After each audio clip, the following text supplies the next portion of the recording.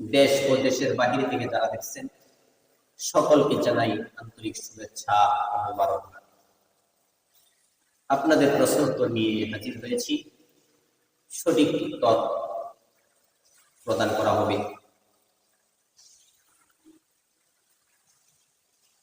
প্রশ্ন হলো, মসজিদের টাকা বন্যার্তদের মাঝে বন্টন করে দেওয়া, গরিব দুঃখী যারা তাদের কাছে তাদেরকে দান করে দেওয়া, বিশেষ করে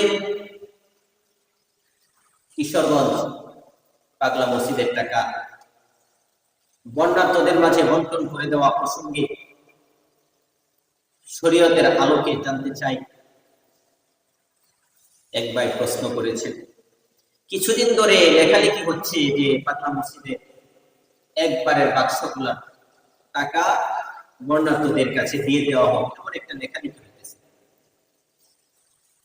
মসজিদের টাকা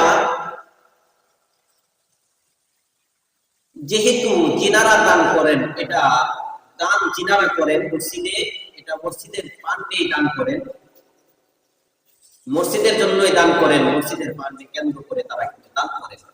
তো এই মসজিদের দানের টাকাটা বন্যার্তদের মাঝে, যেমন বিশেষ করে কুমিল্লা, ফেনী, নোয়াখালী এদের ভিতরে বন্টন করে দেওয়া, এটা কতটুকু শরীয়ত সম্মত? অনেক ভাই এই সম্পর্কে জানতে চাইছেন। তো মাসালা হলো, মসজিদের টাকা বন্যার্তদের মাঝে, এমনকি গরিব দুঃখী যারা আছে তাদের মাঝে দান করে দেওয়া, তাদেরকে দান করে দেওয়া, এটা শরীয়ত সম্মতভাবে নাজায়েজ। এটা মসজিদের টাকা অন্য কোনো ফান্ডে খরচ করা নাজায়েজ, এটা দেওয়া যাবে না।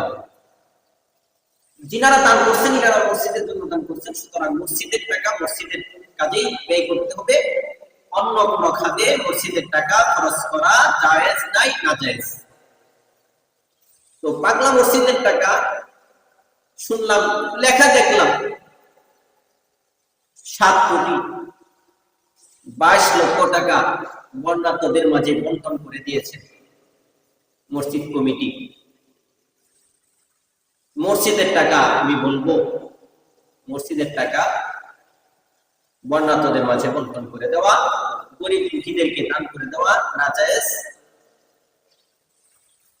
জায়েজ নয়। আমরা সকলে আমল করবো ইনশাআল্লাহ।